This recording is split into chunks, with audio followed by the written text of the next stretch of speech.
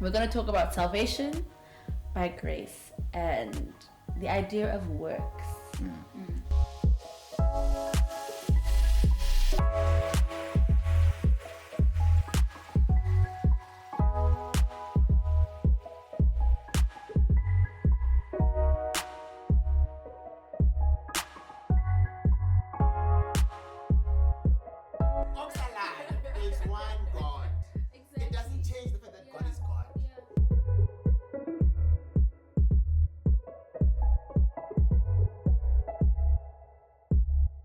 And I am convinced that nothing can ever separate us from God's love.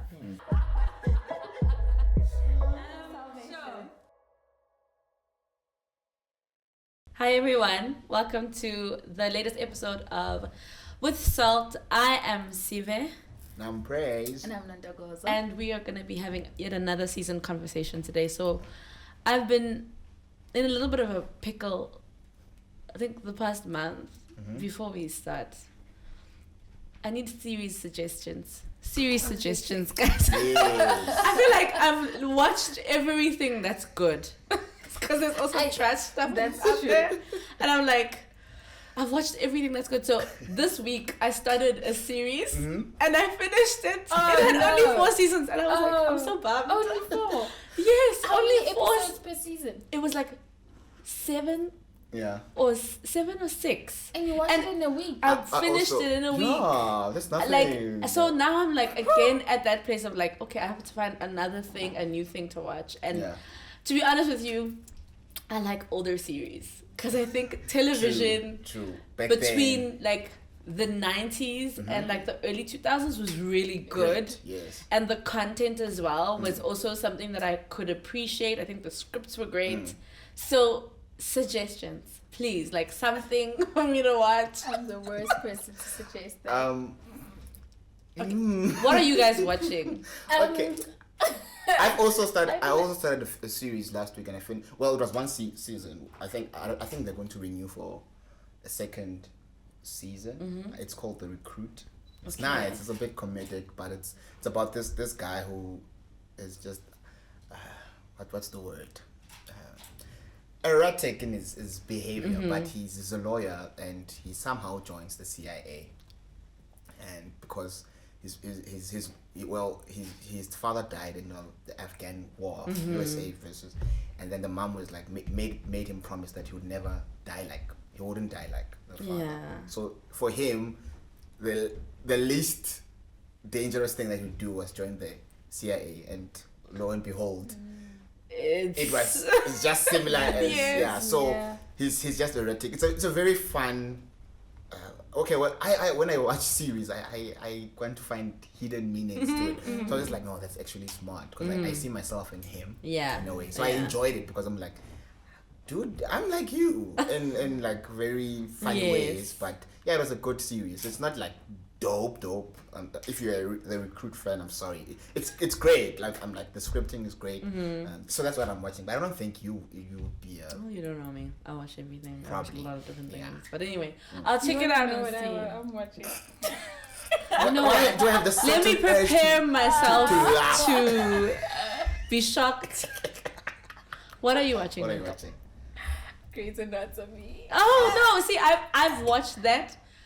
I'm a fan. No one is judging you. But Please like, don't I'm judge only me. I've watching never it now. watched Oh, Grey's you haven't I watched don't know it? if you'd be a fan, but You know why? I Maybe. know this is weird. I know this is weird, but I'm that one person. If something is too hyped up, I'm like very yeah. Then you're like, is it yes, I worth get it? you. You know, even though I have watched series that were like hyped up and stuff, but I'm just like, Grey's Anatomy. And also, it's got so many seasons, and I'm the person who I want to finish the season.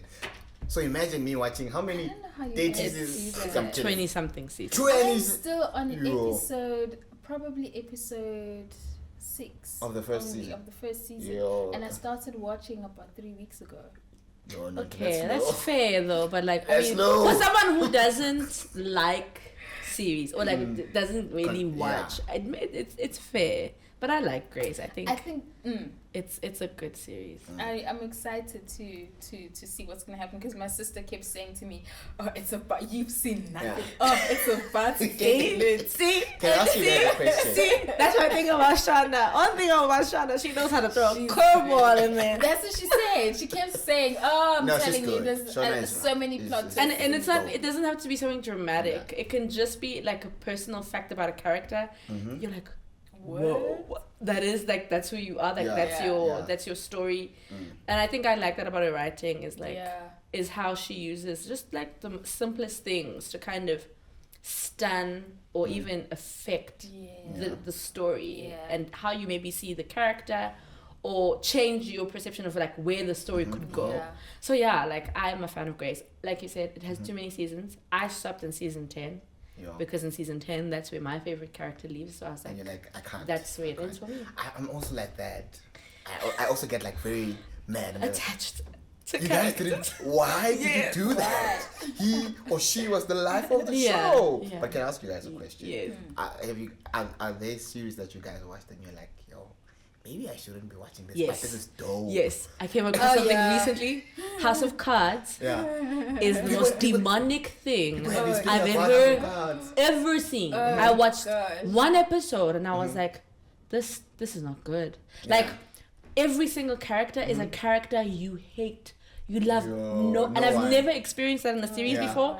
And the characters are not even like comedically like annoying. I You know, know yeah. those Yes. characters where you love to not like them. Yes. The characters on there are just bad to the core, Oh, and So- because it's about politics, wow, Yeah. it has an added stench to it. I was just like, I can imagine. politics are. I've been saying it, and I'm like, okay, the reviews are quite great. Maybe it's something I should watch. Now after Right. that you said that, I'm just Like no. it seems like it would be good drama wise, but at the same time, I was just like, No, no. this is not. Like in the first 2 episodes, it's like so many things have happened here, and I'm not comfortable with watching. And it's like I don't feel comfortable watching it. Yeah. So yeah, I think that was one series where I was just like, For you, Nonto? So I think for me, Remember, it's, judge you. no, Safe space. it's just I'm thinking about. I don't think anyone else would think it, but to a certain extent, how to get away with murder. Yeah, I get that. Yeah. That's a dope It's series. dope. It's so nice. It's really good. Okay, I've got 2. I feel that kind of way as well Yeah. with Scandal. Yeah. Like initially, Mm. the Shonda Rhimes Yes, one, yeah. it was really good. Like initially, even though like the whole thing about her having an affair with the person, let's forget that. But like eventually, you were like, okay, this is a lot, you guys. Yeah. This is a lot. Yeah. Like you guys Yeah. are testing a lot of Yeah. boundaries. But I agree that it How has to Get Away with similar Murder. vibes. But it's a dope series. What It is about you? very good. Did you For say? me, there's a lot because I'm a series. There's a guy. lot. There's a lot, and viewers, I'm sorry. Watch at your own discretion, not his. Yes, like as a Christian, you must know. Okay, no, okay, and after this episode, or even if you're like, okay, I can't even finish this, I must stop. So there's one very famous one that I hated the ending. I think I know. Oh, no. Yes, I might I know. hated that. You probably know it because it was very famous. Game of Thrones. Yes. Yo, Game of Thrones, guys, is dope. But as a Christian, you're like, oh, no. You know, Mom, really? huh? What? I You saw know? one scene in class because there's this course we did at some Yeah. point in my 3rd year, Yeah. and they were referring to TV series, and we watched one scene, and I said, yeah. no, I'm not watching this. But it's It dope. was just one sentence that made me feel Cinematically, like, it's dope. The storyline, like the graphics, Mm-hmm. everything about it is just dope. I hated the last season. Okay, disclaimer: I finished the whole Game of Thrones because I'm just like, Lord, can I just finish it, Lord? I will never watch it again. I won't go like that. But let me. I'm being honest here, guys. No, I'm being I get honest. you. Like, but the other one that I couldn't even watch is Lucifer.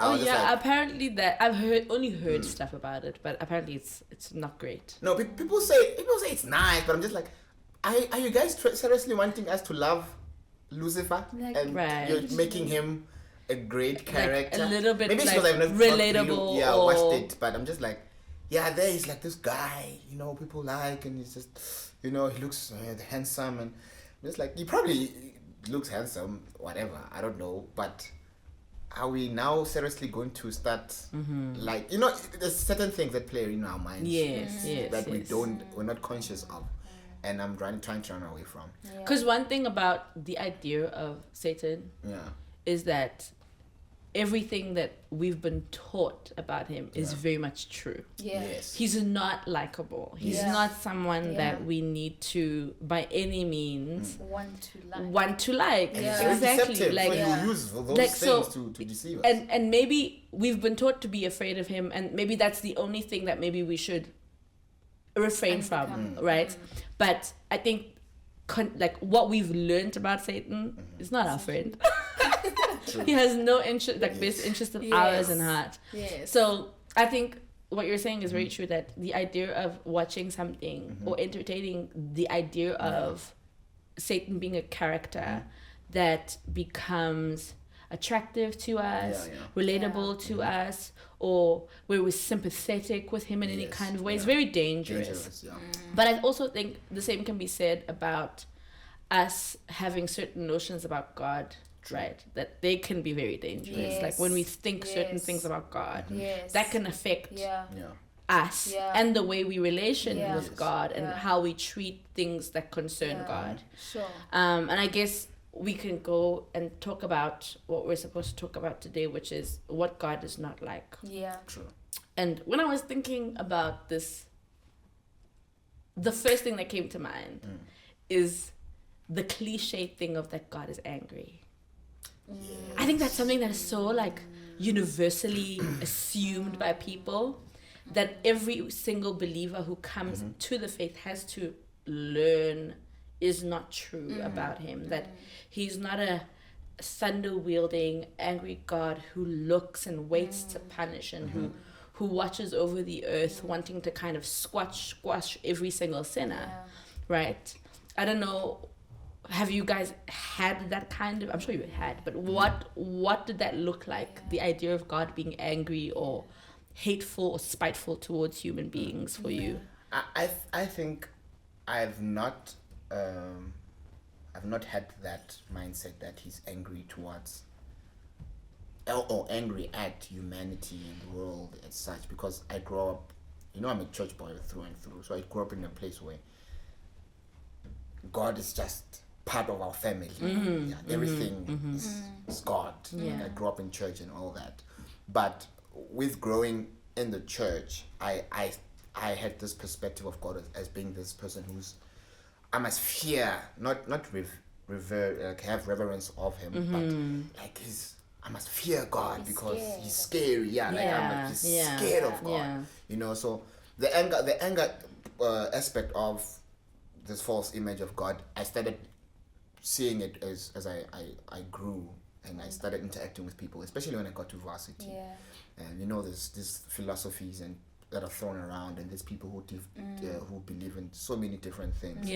And you start saying, like, are you speaking about the God that I believe in? Because and some of the things that they say may sound valid, like why they think God is angry at humanity and the world.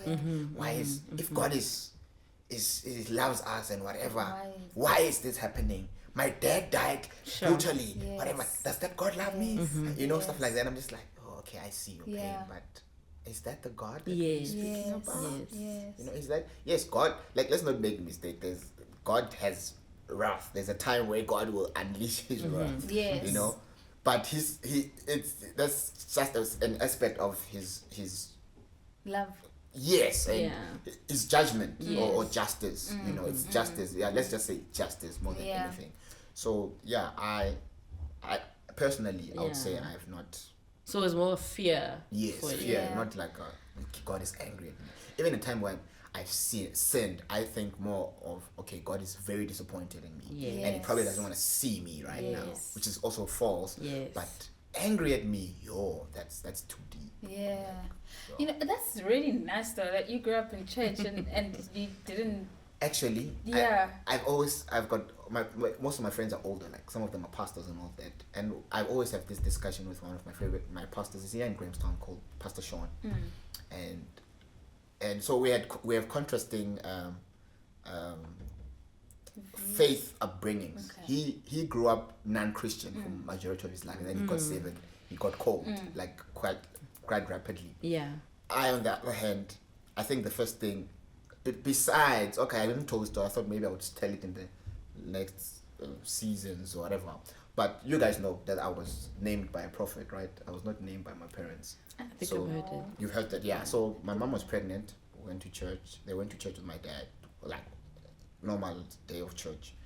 And my mom was a worshiper. Like she could sing. Like apparently, and unfortunately, I didn't get to see her because she died when I was very young. I'm gonna be brief with the story because I don't think it's the time to share it. But I'm just passing through to show you how much of a church boy I am. Yes. So they went to church. My mom was a worshiper, but because she was pregnant, I think she was not serving much. And then the prophet was invited. I think there was a revival at that time at the church they used to go to, and then they invited them on stage, like, please come. There's a couple that's pregnant here, my dad and the prophet was like, you're carrying a boy. They had not known the sex yet of the child they were carrying a boy, and you are a worshiper, so he will praise the Lord, and he will be called Praise. Wow. And yeah, That was it? Yeah, and my first name is Praise. Wow. So that's what I'm saying. The first thing I probably saw or heard was singing and hallelujahs. Yes. As I grew up in the church. So I always told Pastor Sean, like, I know this is going to sound weird, but I envy in a good way. I know that the word envy has a weird connotation, but I envy people who didn't grow up in the church, because for them, the gospel and salvation, they grasp it forcefully because they know what it looks like not to be, you know, in the faith. They know how it feels. So when they say they're saved, they know what they saved from. You know, yes, us who grew up in the church, we may know what we saved from, but we don't really have the experience. And I'm not saying that every Christian must have the experience for them to properly grasp the revelation of who Christ is and why he came down to die for us. Yeah. But I think there's some complacency that comes with grow up in that church, because you somehow feel like I know the lingo, you know. There's a familiarity. Yes, even when especially for me as a worship leader, I'm just like, and sometimes that's why I'm always nervous when I go on stage. I'm like, God, am I at the right standing with you?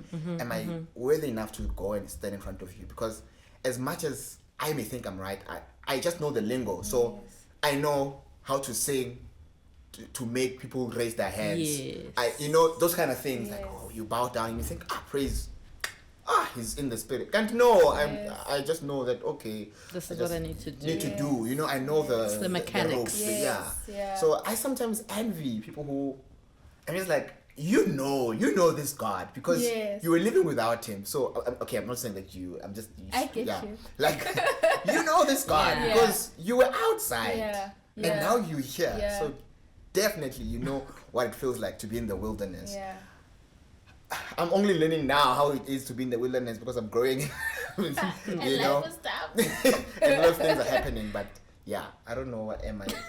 I know I digress a lot. So, but I get you. But I'm talking about that part. I want to share it in our next episode, like a testimony on having grown up Christian and then being like, really, is this a thing? You know. But anyway, so for me, my experience with God and how I viewed God is, I grew up I went to a very special school, where it was a Christian school, and I went there all my life from grade out till matric. And you know, it was a co-ed school, but we're not allowed to talk to the boys, you know, those kind of things, you know. And we're in the same class as the boys, but we're not allowed to talk to them, you know. So how was interactions in the class like? It was weird. You're not allowed to ask for help from the guy? No, and if I do, like, I remember there's a time where I wanted to ask this guy who was a bright student. I wanted his help with something, and I had to go to my teacher to ask if I could ask, and she wanted to see the question that I was going to ask. And I said, this is the question, this is what I don't understand. And he said, okay, and I went, she gave me permission, I went to the guy, I asked him, and she was staring. Like, she literally was staring at us, and I was like, this is so... If there's one thing, okay, I'm going to try my best not to digress. If there's one thing I could not do, I tried so hard to be a good child. That was the one thing I couldn't do. Not talk to the boys. No way. I was that child, and I think because of that, I didn't become a prefect. I wasn't considered good enough. No, those kind of things. Because I liked the boys, and I made up my mind. I was like, Lord, I'm sorry, but this one I'm not gonna do it. But isn't that what you think? Like, why most people think that God is angry? Because your teacher, she was acting in a disciplinarian role, but also almost as like a second representation of God, yes, right? Exactly. And I think because of our Christian schools, our Christian homes, where we're raised by Christian parents, and their disciplining of us and their rearing of us, how God is sometimes used to kind of make us behave in a certain way, affects our view of him. It makes us see him in a certain way. I know for myself sometimes my view of God as being angry and being someone to be feared and to be kept at a distance is because sometimes that is what was modeled by my parents. Right? So any kind of authority figure or figure that is above me, when I have to relationship with them and relate to them, I'm relating from that place of like, well, this is how older people treat me. This is how I should treat them. And I think that's sometimes where we get those ideas is like how people model authority to us. I think so too. And I think like, God is almost like, our parents are almost like the first sort of picture or model, like you're saying, of God. So how we relate to God, the first kind of the closest point of call, who God is our parents. So it has such a huge impact on how we see God. Absolutely. And I think for me, most of the time, because of having been in a school like that, extremely religious, and it felt like, I'm so grateful though to God because I think from a very young age I just always knew that this can't be the God.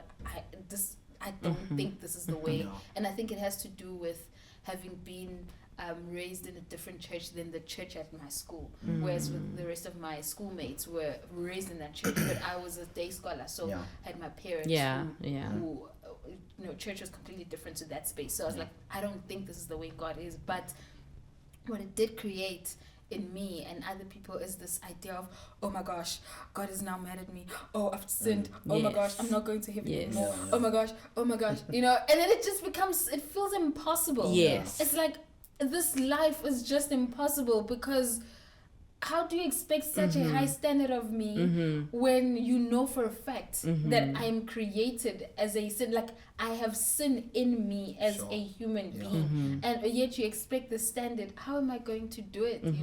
So I think I've always felt like God is this guy. Or at least that's how he was represented at school, as this guy who's ready with an axe. You dare, you dare do something. Putting like a white man with a very big beard who's ready to. Dare do something. Speaking of that, because I think that is so important. God as being a white figure, right? I think that is real, right? Because if we're honest, Christianity came to Africa specifically. Let me not say that. Because it isn't true, right? Like Christianity did make its way down to Africa, but the way that I think maybe most of our parents and maybe our parents' parents and maybe our parents' parents, maybe as far as that experience, it was through missionary work, right?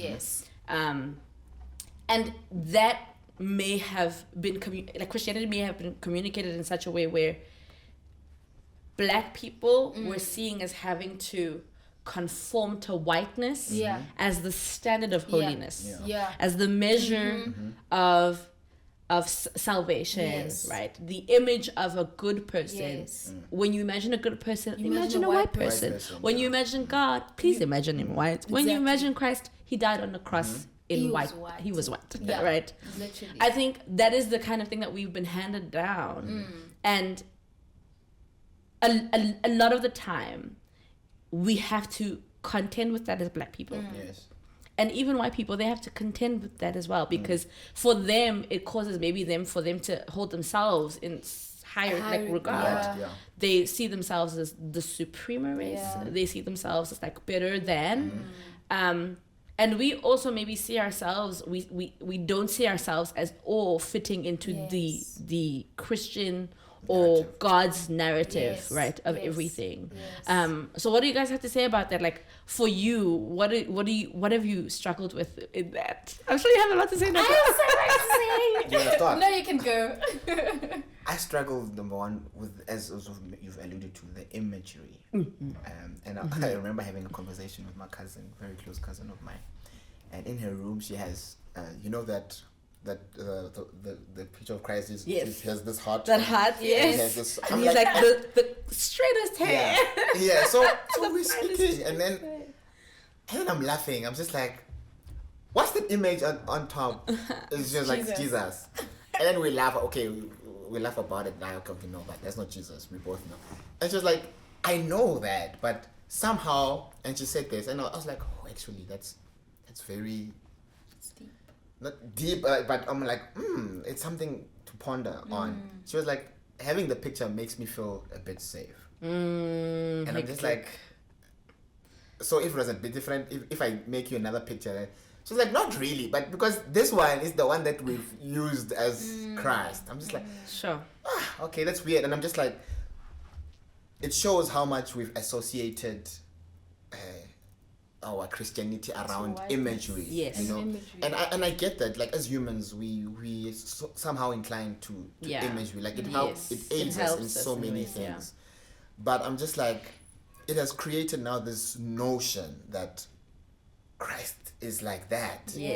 Even for those who genuinely don't, I believe that that's not how he looked. But somehow they've attached. The picture to Christ, like, this is something like that. You know? And even when you're praying, maybe that's what you're imagining in your mind. Like, you're holding that image in your mind. It's like, the God that I'm praying to, he looks like this. So for me, it has been a struggle. I'm just like, no, but that's not how Christ looks like. And so every time I go to a church, or even if the you know, some churches, they use slides as in their sermons. And somehow they're trying to Jesus, and they put it. I'm just like, no, you shouldn't have. Like, so my question to you guys is, can we get to a point where we just don't use any image of Christ, and we just... We can, and we probably should. So it's weird, right? Because most Christians are watching The Chosen. Yes. Are watching what, sorry? The Chosen. Oh, sure. Series. Yes. So the series that is being produced, where it kind of goes through the Gospels and tracking the life and then the death of Jesus Christ. And there is also an image. Yes. We can probably say that the guy who plays Jesus is a little bit more closer to what Jesus looks like. Does he look like Jesus? We don't know. We don't know. We can't say. But also my thing with The Chosen, I love The Chosen. I love it. I think it's good. I know people. It has great controversies. But I'm just like, guys, if just watch it, chew the meat, spit out the bones. But if you look at the lead guy, who's Jesus, who acts as Jesus, he somehow depicts the pictures that we've seen of Jesus, don't you think? Yes, the long hair, in a way, right? The face, the eyes. He somehow looks typically like the images that we've seen. Yes, maybe he's a little bit darker. It's not as fair. Maybe his hair is a little bit darker, but he's not. But it's still that little bit like that image. So they found someone like, okay, that looks. He's close. So in my head, I'm just like, why are we creating this image? Because as much as I don't believe in it, but if I saw someone that looks like him in the streets, I'll probably looks like Jesus. Yes. and we've seen this even in posts, like I've seen pictures. It's like, oh, he looks like Jesus. Like or someone in the who, like, I've seen this. There's this famous Instagram dude, like, from some country, and he's like very nice, handsome looking guy. Looks he grooms himself well and all that, and he'll be doing his hair. People were like, hey, Jesus, please send me whatever. Yes. And you know, okay, he knows it's not, he laughs about it, but I'm just like, everyone who looks like that will be associated. So I think, it's weird. I think yes, go ahead. No, you can go. No. Okay. Before I was just gonna say, I think it's it's interesting, but at the same time, it's like, I think it's okay to try and imagine what he might have looked like. Yeah. Because we have an imagination, right? And we have the word that kind of, to a certain extent, gives us clues, right? We know he was Jewish. We know he was, born to Joseph and Mary and all of those things. You know what I'm saying? So I think it's okay for people to try and imagine what he could have potentially looked like. I think for me, the biggest problem is when we move completely away from the description that we have in the Bible. I'm like, bro, definitely not white, my guy. Like, no way, you know? So whatever you could imagine as a person who looks Jewish, maybe not necessarily, not like very, not, what is it? Is it coarse hair? Our hair is coarse, right? Yes. It's probably not coarse hair, but definitely not straight hair. Yes. Like something a little bit in between. Something in between, you know what I'm saying? And I'm actually so glad it was like that. I'm thinking about it now. I'm like, that was actually quite cool that it was like that, you know? And probably not black and not white either, something in between, you know what I'm saying? So that's my thing. I think it's okay for us to imagine what it could have potentially looked like based on what the word kind of I think the devil, being smart, he used that imagery to cause further damage, division and deception to people, and further the narrative that these white people that have been oppressing you for centuries, they are, this is their God, and they gave you guys this God, and you guys are foolish. You're following you're this so God, stupid for doing that. And now we're having those doubts. Are we ready? Maybe, but there's history, not just in the Bible, history that shows that Jesus was here. He walked on earth. And the Bible, the gospel, the message didn't come to Africa through the white people. Well, they furthered it, the missionaries. But also because of the way every culture has their own interpretation of worship. They worship differently according to their cultures. So when the missionaries came, they had their own. The Presbyterians came and they were like, okay, this is how we worship. So at some point, the danger that they did is that they met a group of people and they're like, you guys say you worship God, but this worshiping of yours looks very problematic. Like they didn't care to understand it. And I think that was the temptation to those who were missionaries, white missionaries coming to Africa. It was like because they were white, and because maybe their government and in their own hearts there was a level of prejudice in the things that they were doing already. They were like, they came here, they didn't really care for the cultural context in which they were in, how we did things. They were like, oh no, we've come to pry the evil out of your hands, and they took everything. And because they were like, we've come to give you all the good, and they gave us all of themselves as their culture. It's like they esteemed themselves, not even God. They esteemed themselves as culture. Being and their culture as being like better and the standard exactly. I think. Oh, sorry, we're still going on. I was gonna say but what is the danger in that, right? Because we're stating the facts, and it's clear. But what is the danger in us ascribing Christianity to a particular group of people? Because I think even us as Black people, to undo what has been done, which has been an injustice, we could also go to the other side of the pendulum and do the extreme as well, and kind of over reclaim, for lack of a better description. What is Christianity, to also make it ours, right? So what are the dangers in us ascribing Christianity and even God as being for that particular group of people and not for everyone?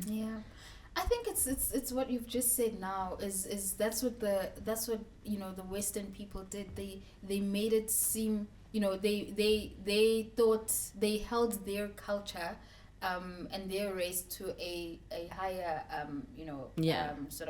esteem than anything else other than that. And I think the danger is also in that, is misrepresenting God and then making people feel and believe that God is only for a certain group.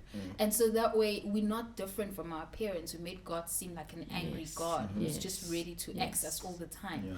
We are, the danger is making dividing ourselves firstly as people, and then making people feel less than. The same thing that white people have done to African people. You know what I'm saying? So I think for me, it's just the danger isn't that, is people not being able to relate to God, because it's like, okay, cool, so it means that you are just God of the African person. You're not my God, so what, why should I even try? The same as well, you God of the white person and not my God, so why should I even try? So it's just a misrepresentation of who he is. Just to add on that, I think the danger, I'm just brushing onto the stuff that you already said. You said beautiful stuff. Is that the vastness of God, which we can never comprehend, is now diminished once we ascribe Christianity, or not just Christian, like God, to a certain group.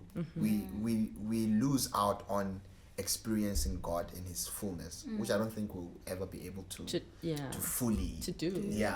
But I'm just like, now we're even limiting it. We're putting ourselves in a box and saying, if you want to experience this God, experiencing him in this manner, this is what you have to conform to. And God always wanted, not always wanted, he just is the God of all, right? He's the God of all, Jew, Gentile, Roman, Greek, South African, Nigerian. He's the God of all. So we can't box God. We are we get very worked up when we are boxed ourselves. Then why are we trying to have the power to box do the sovereign God, the creator of all? I think one of my favorite images or like places in the Bible where we see God reprimand someone for his prejudice.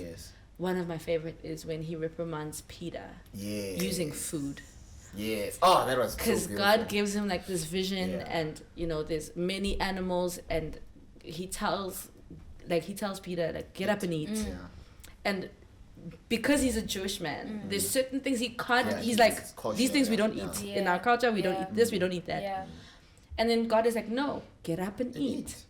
And the God doing that was showing him that, look, what I say is clean is clean. Forget what you have been taught. Yes, you were taught it by the law and those who are teachers of the law. But now I need you to forget the thing that you have been taught. Hear me when I say it is clean. I have purified it. Therefore, you must believe that I have purified it. And I think that reprimand was really powerful for me because I was like, sure, because even as Christians, we box people. We'll see someone who has tattoos, for example, walk into a church, and we're like, oh, that person is probably like a little saved, not that saved, right? Or we'll make those kinds of like prejudicial assumptions of like, oh my gosh, like exposing our hearts about what we believe about God's capability, but also like the kind of exclusivity of that we ascribe to Christianity. And I was listening to these groups of guys who grew up in like the harsh places of America, and they came out of it like being culturalized by that, right? They grew up in that culture, they grew up liking hip hop, grew up on hip hop, and then they became saved. And nothing about them changed in the sense that they're still the same guys who wear do-rags, who wear shorts, who walk around in slides and socks. Yet they are true men of God, right? And in a conversation that I had with someone one time, they were kind of alluding to the fact that, no, but a real person who's saved, like you change in the way that you dress, you change what you wear, like you wear a suit, or like you look a certain way. And having read that passage in the Bible, I was like, but actually, God has called those men out. And he has set them apart from himself. And he has saved them also for those people that are in that culture, back home, like back where they grew up. So that they can see that, you know what, Christianity doesn't look like one person, doesn't look like a specific person. It is everyone. Like all people have a way of being called and becoming a part of what God is building that you were describing as being so vast, filled with so many people. And I think sometimes when we kind of localize God, that's the danger. Yeah. It's like people are like, okay, well, I clearly don't belong. Me as myself is what I am. I don't belong. Yeah. I feel like I keep jumping into your guys'. Can I just say this one because it relates to what she just said. Yeah. Another important part of scripture, even before the incident, but the Peter situation, is Christ going to the well and meeting the Samaritan woman, and she's like, where should we worship? Because now we worship on the mountain, But when I researched further, I realized that the Samaritans and the Jews were the same people, exactly the same people, and the reason why they were Samaritans is because one of the kings from the Israel side decided, no longer going to worship in Jerusalem, we're going to worship in Samaria, because he was afraid that God was going to take the kingdom away from him, because he had sinned, and God was like, I'm going to take it away from you first. So he was like, no, if they don't go to Jerusalem anymore, they'll be here, they won't be close to Judah, because there were two tribes now, Judah and Israel. So they became a people. They were like Samaritans, but they are from the same group. And Jesus was like, it won't matter anymore. It won't matter. Like, it will be spirit and truth. At the end of the day. So, man, we just God's people. As soon as we look at ourselves as that, we see God in the manner that He should be seen. So it's very dangerous, and it feels so sad that even us as Christians, we have created cliques. We have created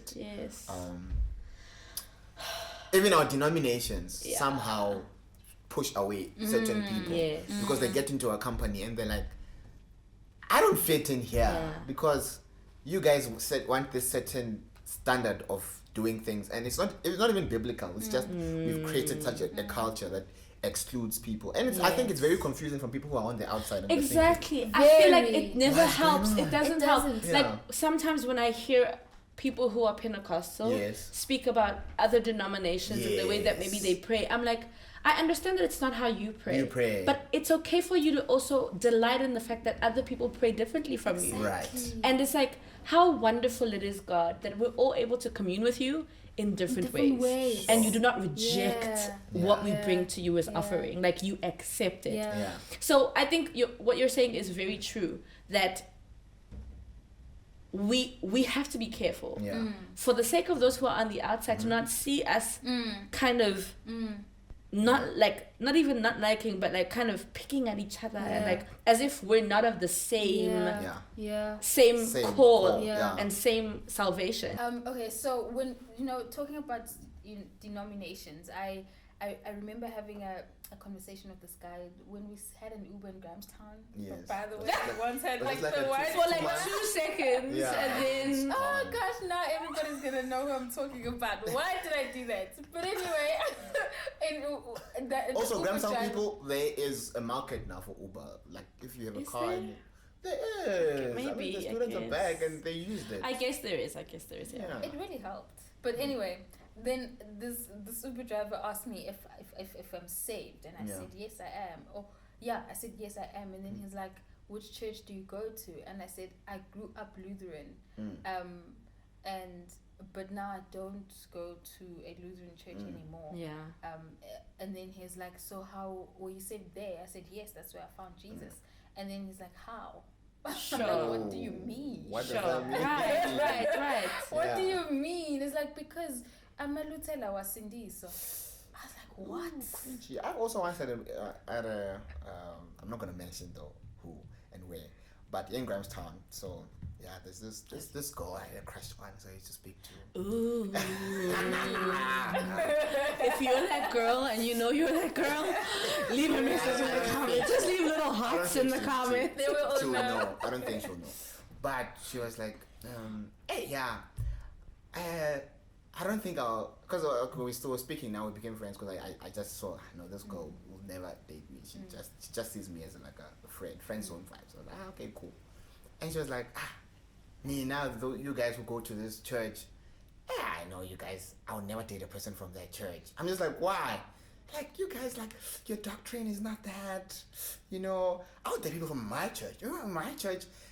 From that day, I was like, makes sense why we're not because what do you mean like no, you guys are like the church, you dance whatever too much and you pray like I'm like you charismatic. I'm like too charismatic. I'm just like, what is too charismatic? David danced until his rope tore whatever. Literally. Like, so now he was not good enough for God.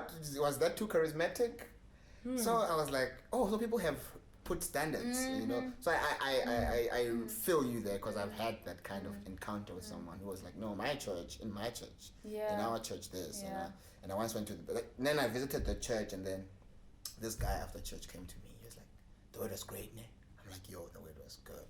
He's like, yeah, it's not like, so he was, and he mentioned that, like, not like my church, because he used to go to my church, and I'm just like, dude, you don't say those kind of, I'm a visitor. Now I'm thinking, you guys are pretending to show you guys like you are better than other churches. I stopped going to the church. I'm like, it's a dope church, but the members need to be preached to. Like, guys, it's not a competition. We are serving the same God. Yeah. Christ is Christ. It's not Christ light. Christ is Pro Max. Yes. One Christ. The worst thing that Pro Max. Sorry, I had to add that. Sorry. It's so funny. I think the worst thing that we could ever do as Christians, and that we are actually doing, is believing that we are Christian when our hearts are not transformed. Yeah. You know, when there isn't an inward transformation, and you're there thinking, I am a Christian, yet you still have a heart like that. For me, that's very questionable. I would much rather have somebody who just chooses not to even identify as Christian if their heart is not in a place of, and I'm not saying this because, you know, my heart is in a better place, but I always pray to God and I say, let the transformation be one that is from inside out, and in the places where I'm still lacking, because there's so many of them, help me to never think of myself as better than what I am. Even the word that say, don't think of yourselves as higher than what you actually really are. In fact, it says, think of your others better than you. You know? Yeah. Exactly. And I think it's hard for us, to be honest, for us to, especially as Christians, it's hard for us in our differentness, in our denominations, in like maybe being more mature than other people in our faith or whatever, to not think highly of ourselves. Like, it's a temptation that I think is like the temptation that the enemy, Satan, gave into of like, oh, I'm better than everyone, and then he got to the place where like, I'm better than God. Yes. Right? I think that is the temptation. Yes. Because what we're after is that we want people to worship our denomination, not God. Like, we want you to believe that our theology is good, not knowing God. Yes. Like, we kind of like, believe us to be better. Like, believe in us, not even believe in God. And I think it's so important for us to know that God has not asked any type of people, any denomination to be their head boy, head girl, ambassador. Like, no one is at the forefront of it as being like the image of Christians, right? Even the Jews were punished because they He had to put them in exile. Were humbled because he was like, no, now you think very highly of yourself. And he eventually in Isaiah, he's like, you know what? I'm actually going to save all the nations. I'm coming for all of them. You think you're the better one. In fact, you're the one that has caused me the most hurt and harm, right? Because I've been committed to you. You've not been committed to me. In fact, you've been after other gods and other idols. And you think that I'm going to contend with you forever. The time will end for me to contend with you. I will. There'll come a point where I'm not patient with you anymore. Exactly. And I will show mercy to those who you think I won't show mercy to. And so it's so important for us to see that and be aware that you know what? God has not asked us to be the chief whatevers. Yes. And to kind of think of ourselves or regard ourselves as being the image. The image we've been given is the Lord Jesus Christ. That is the image of the person that we're supposed to become. And it's not even an image of appearance, but it's an image of being. Right? Yeah. That is who we have been given to hold in high regard. Even the angels, the Bible tells us, even them, leave them alone. Like, past them. Go further than that. Go to the Lord. And so I think it's so important for us to step back and be like, okay, Lord, maybe I've believed this and this about myself, about my denomination, about you, that has caused me to not come close to you. Sure. Right? I've believed you're angry. I've believed that you are white. I've believed that you maybe are cruel, merciless. And this has caused me to kind of not come close to you. And maybe truly deep down we believe that. Maybe we believe it. And sometimes it's belief. Like we can't help it, but like this is the thing what we believe. But I think even in that instance, we have to come close and be like, Lord, I believe this about you. Yes. Who are you really though? Like, I believe that you're an angry God. Are you an angry God? Yes.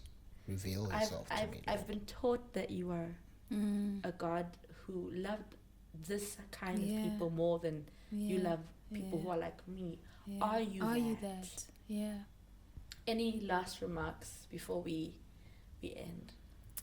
I think for me, this thing that's just been in my heart, because I mean, it's maybe this is a conversation we can have another day. But when we started the conversation, we spoke a lot about God, Africa, and white people, and so on and so forth. And it's a topic that is very close to my heart. And so I've noticed. So I want to say that the story of Jesus Christ does not begin with the Bible on the boat. The story of Jesus Christ in Africa does not begin with the Bible on a boat. And that's, I mean, I will elaborate another time when God says, let's have this conversation, but that's just what I want to say. And to also just remind people that God is not cruel. God is not angry with us, and God is not a force that is just waiting to the moment you do something it hits or whatever. God is love, and we've had this one already. God is love, and God is kind, He's patient, He's merciful, and He's faithful. And that's it. Beautiful. What I'd like to say to end is that, and it's unfortunate that we have attributed certain experiences that we have experienced in life and created an image. I know we've spoken about imagery, but that's how we are as human. Imagery is very important to us, and we've attributed those experiences and made them an example of what God is. But the unfortunate thing is that we live in a world where our experiences shape our day-to-day lives. But my plea is that people can get to a point where they experience God outside of their experiences. I know that probably does not make sense, but my plea is that guys see God for who He really is. And God does expose Himself to people if you really want to seek Him. If you seek Him, He will reveal Himself to you. Absolutely. And don't mind the denominations, all the many doctrines. Like, seek the God of the Bible, the God who is God, the sovereign God, and you will realize that there's so much that you thought you knew and you didn't, and it'll blow your mind every single time, because God is so loving and He's so vast, and you can never exhaust who God is. He will just reveal Himself every day. As a provider, if you need provision, as a healer, if you need healing. I can go on and on. It will take the 3,000 episodes to properly define Him, but God is not all the other things that people have misrepresented Him to be. He's loving. He's not angry at you. He can be angry, but he's not angry at you. He's calling you. He's patiently calling you. God is not religion either. Yes, like throw that in there. Before we go, I want to add one more thing, but I know we will go on. Okay, I'd just like to close off by reading Exodus 34, verse 6 to 7. I think it's so important for us to take note of the times where God does the work of the work, but where God describes himself and he says, this is who I am. So he says, the Lord, so this is describing what was happening. He was meeting with Moses, and he said, the Lord passed in front of him and proclaimed, the Lord of Lords is a compassionate and gracious God, slow to anger and abounding in faithful love and truth, maintaining faithful love to 1,000 generations, forgiving iniquity, rebellion, and sin. But he will not leave the guilty unpunished, bringing the consequences of the father's iniquity on the children and grandchildren to the 3rd and 4th generation. There it is. God has described himself. And it doesn't even end there. There's so much more in scripture that we can find where God tells us exactly who he is. And I think it's so important for us to find those little things and then hold on to that and be like, this is what I will believe over my experiences, what I've been taught. I will take your word for it, Lord. Yeah, sure. So that's the end of our conversation. Thank you so much for tuning in. Subscribe guys. Please click the notification bell. They're asking you to do the salt upe.